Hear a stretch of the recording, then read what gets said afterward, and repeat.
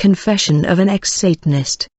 Dear brothers and dear friends, we want to share with you this testimony, which like the other testimonies awakens us in relation to spiritual warfare. It is the story of the young Philistine mullah who, at the age of 13, voluntarily involved himself in witchcraft after watching demonstrations of a magician in their college. He climbed the ladder in Satan's camp and committed dreadful damage until he accepted God's outstretched hand and gave his life to Jesus Christ. This testimony opens our eyes more on the works of the world of darkness in general, and on the submarine world in particular. It is very clear, and warns us against the risk of living without having Jesus Christ as Lord and Master, and also against the danger of being a born-again Christian without truly living a life of sanctification. Initiation into red magic. One day a magician came to perform magical demonstrations in our college, as it was done in the past. I approached him to consult him because I wanted to become a powerful and famous man in my city and in my school.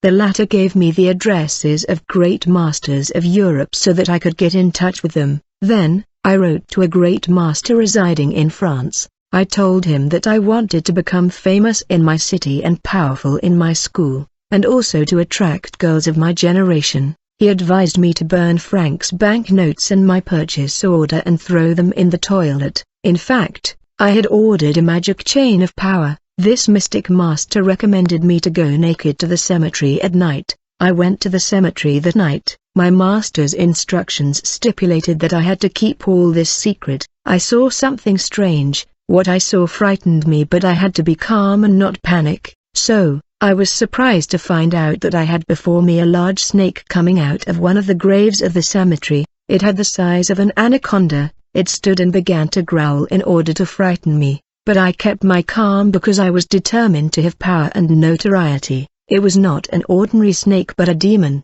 Seeing that he had not made me flee, he opened his huge mouth in which was a bright and brilliant chain. Then, I heard a voice that commanded me to insert my hand inside the jaws of the snake and remove the magic chain. I had no choice, otherwise I would go crazy or die, and the devil would be happy to see me die because he would have won my soul. I then removed the chain from the snake's mouth and put it around my neck as a sign of victory, but unfortunately, my victory was short-lived because I was surrounded by a group of living dead in skeletal form who were singing strange song.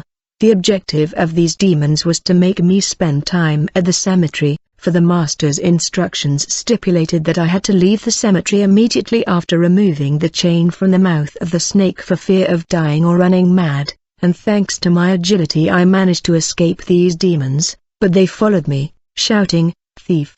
They chased me with sticks and stones. Others went ahead of me to block the way, but I was able to dribble them. Finally I left the cemetery and I had just escaped death. Beloved, this was when I was only 13, but do not be surprised because there are even babies coming out of their mother's womb to travel to the invisible world and practice witchcraft. The world is full of mystery. There are terrible things happening at night while people are asleep. The next day when I arrived at school, it was as if demons had preceded me and advertised me to the students at our school. My fame was such that even girls in my school could not resist me. While I was practicing magic, I continued to serve in my church as a choir boy in the parish of Our Lady Fatima in Dolisie.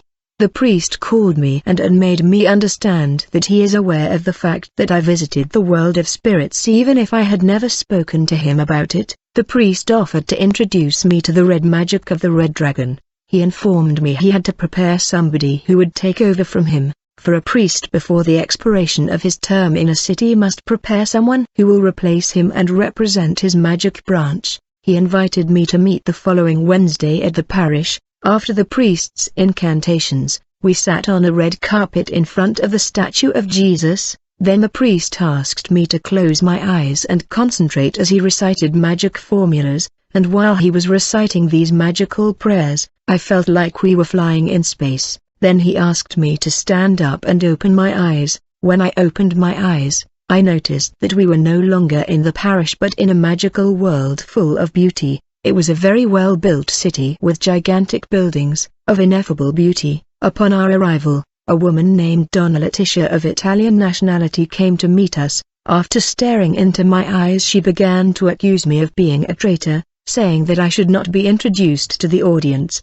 Despite her insistence, the priest told her that I was going to change. After this debate they all decided to shut me up in a room with no window in which there were a light bulb and cameras that were filming me. After some time I was taken out of this room and a man was instructed to take me to the hall where there was a large meeting room. When I arrived in the conference room, I noticed that it was filled with people. There were people who were still alive and people who had already died several years ago. There were great traders of the city of Pointe-Noire, there were military and civil authorities of our country, and religious people too. I saw people that we studied in history who had died several years ago. When the meeting began, this Italian woman continued to insist that I should not be introduced to the audience because later I will betray the invisible world. It was thanks to a vote that the assembly decided to introduce me to the audience. The moderator of the meeting ordered me to go to the front and stand in the bar like in a court. A new name was given me to signify that I had become Satan's full-time servant. The chairman of the meeting was a well-known bishop in the Republic of Congo. The latter enumerated 10 laws which I had to observe. The least disobedience to these laws would result in severe punishment. As in all the enthronement meetings, all the audience was invited to the banquet hall in the same building, where the guests were supposed to taste the meat and human blood, and they danced to the rhythm of the Congolese rumba sung by the musician Franca, who was still alive at that time. Finally, the bishop approached me and gave me a book containing several magical prayers intended to invoke demonic spirits and other powerful demons like Queen Farida. He advised me to keep secret what I saw and heard in the invisible world, for fear of going mad or dying. That's how my career started in red magic. My meeting with sorcerers a few months later, I started having problems with my father, which irritated me so much that I had problems with the invisible world, for the 10 laws stipulated that I should not be angry. In my childhood I hated sorcerers. It happened one day that the president of our parish, Our Lady Fatima, wanted to kill a boy who served in the children's choir. I was informed by demons, and the very night this man was supposed to execute the boy who was his own son, I stopped him. He could not do anything against me because his power was less than mine. In fact, he was just a wizard, but I was a Satanist. This man, who was the president of our parish and the head of sorcerers, began to hate me. His hatred was so obvious, but people did not know the cause. They could not understand that there was a night conflict between him and me. During my magical life, none of my parents suspected that I belonged to the red magic branch, because I was gentle and docile. Later, I started having problems with my father, who was a well-known wizard in the community. He had a totem of crocodiles. At home we had a toy that was a bamboo plane, but in the night this toy was transformed into a mystical plane that my father used. In fact, there was a mystical airport behind our house. Our conflict began when my father could no longer leave his body to travel to the spiritual world. My demon prevented him from boarding his mystical plane, so I was no longer tolerated at home. I had to leave his house. After this misunderstanding between my father and me, I became angry, and this anger greatly disturbed the invisible world. Then Queen Farida summoned me by mystical phone, and when I went to meet her, she reminded me of my transgression and let me know she was not happy with me, and to appease her anger, she asked me to sacrifice the baby that my stepmother had with my father. This sacrifice was to calm the anger of this demonic queen. Then the queen asked me to visit my master, the priest of the Catholic Church, in order to pay for my transgression. When I arrived at the priest's house in the town of Dolizy, the latter received me with open arms, but he was disappointed because I had broken one of the 10 laws. The priest told me that to plead for the grace of the great master Satan, I had to do a novena. That means 9 days of fasting without eating or drinking in the parish. Afterward I had to sacrifice 9 children to the devil. As soon as the 9 days of fasting were completed, the priest invited me to his quarters to help me sacrifice these children to Satan. Then the priest set up a charity organization for the distribution of food and supplies to children from 2 to 12, as is the custom in Catholic churches. Every Monday we would distribute food to children. While the children were lined up, I had to put my right hand on the head of the child who will be the next victim. As a result, 9 of these children died in the course of time. I regret killing innocent children. We must understand that behind the many charitable organizations of the Catholic Church there are human sacrifices. I advise you never to allow Catholics to hold a death service for a member of your family. In fact, during this Mass, the priest sprinkles holy water on the coffin to capture the soul of the deceased, and the holy water thus sprinkled turns into a massive river in which the soul of the dead person is stuck. Now where did the food products we distributed to children come from? The answer should make us think. Before the distribution of food, we locked ourselves in a room that looked like a depot, and the priest made invocations to ask for everything we would distribute to the children on Monday. Following these magical prayers, the roof opened and tons of food and various food items came down, as if a group of invisible workers took them out of an invisible cargo plane, and piled them in the room that served us as a depot. These things came from the world of Satan, who does not give to humans for free. Therefore, sacrifices were needed in return. That's why the children died. So I managed to offer 9 souls to Queen Farida. We still see Catholic priests donating and offering things in charitable acts, but no one knows where these things come from. Catholic charity is hypocritical and dangerous. It's another facet of wickedness. You must flee from that if you cherish your life. By accepting these gifts and these so-called gifts and assistance that come from the world of Satan, you unknowingly sign a pact with Lucifer, to sell him your soul. You are now warned. My first participation in the annual World Summit of Satanists in the basement of India. One day the priest asked me to go with him to the parish so that I could accompany him to the annual meeting at the end of the year. It was December 24th, the year 1985. Toward the middle of the night the priest told me that we had to get down to business.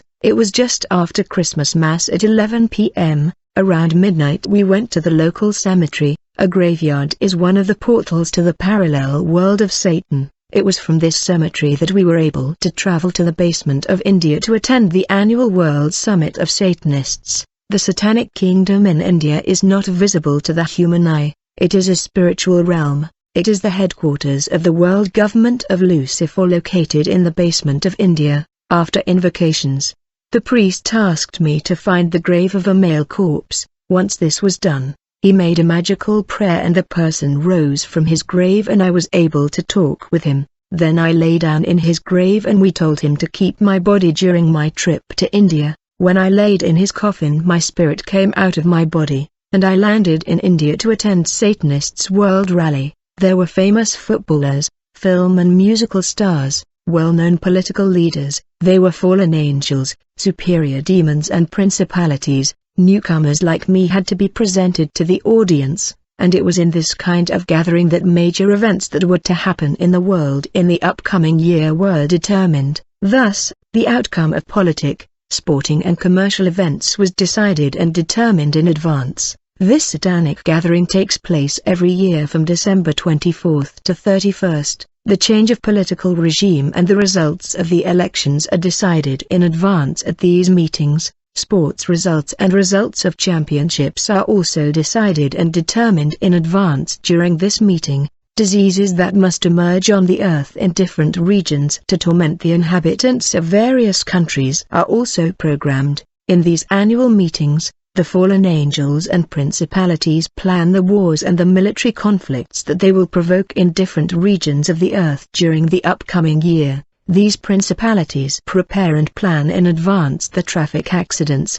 plane crashes, they plan how to sink ships, they program the so-called natural disasters that will hit different regions of the earth, etc. Major and worldwide events, prejudicial to humanity and favorable to the kingdom of darkness, which will happen on the earth during the new year, are decided and programmed in advance by the principalities and fallen angels, while the whole world remain in festivities shouting Merry Christmas and Happy New Year, instead of being in prayer. In these gatherings, the choice of the presidents of different countries of the world is decided. It was during this gathering that I became aware of the change of political regime that would take place in my country, because I saw the fallen angels and principalities decide the arrival of democracy in my country and the devaluation of the monetary system. In this gathering of Satanists and demons, we also discussed the war in Angola, we decided to send invisible soldiers to continue to help the rebel leader.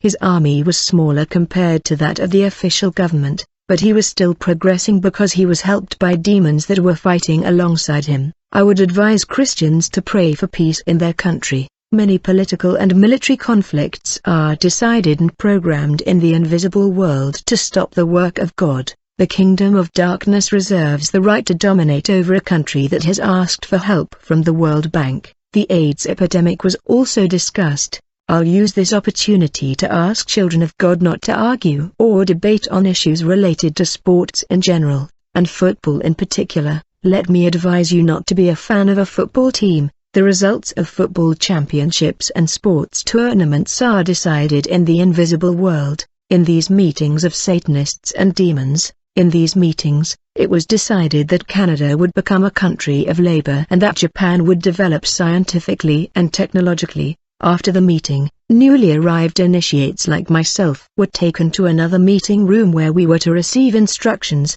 and in this room, there was a statue of Jesus Christ on the cross. In fact, this statue had a human body and fresh red blood oozed from this man on the cross. I do not know if it was a man or a demon. This man on the cross resembled the Jesus depicted on images of Catholic devotion. We have presented this man nailed to the cross as the leader of Christians, the Son of God who is worshipped by the Christians. Our host could not mention the name of Jesus Christ, because it is forbidden to mention the name of Jesus in the world of Satan. Then he incited us to scourge the false Jesus who was on the cross. We were instructed to subject this man on the cross to abuse and insults, and we were urged to flog him, spit on him, and punch him. As a result of this treatment, this man on the cross began bleeding even more. This symbolic act of the new initiates was a blasphemous act that concretized the rejection of Jesus Christ. But the bleeding man on the cross was a superior demon who had assumed the appearance of Jesus, and I understood that the image of the man on the cross in the Catholic Church was not to remind believers of the death of Christ, but rather to make fun of him. Before returning to earth they gave each of us a flying carpet, a book containing 120 magic prayers, a cord with a cross that was a telephone, and a stick that we were supposed to use in spiritual warfare. I was tasked to sacrifice 3,000 people in 20 years, and then we went back to earth. When my master the priest left the city, he entrusted me to a fallen angel known as Master Bombar of Bombar. Grace be with you all who have Jesus Christ as Master.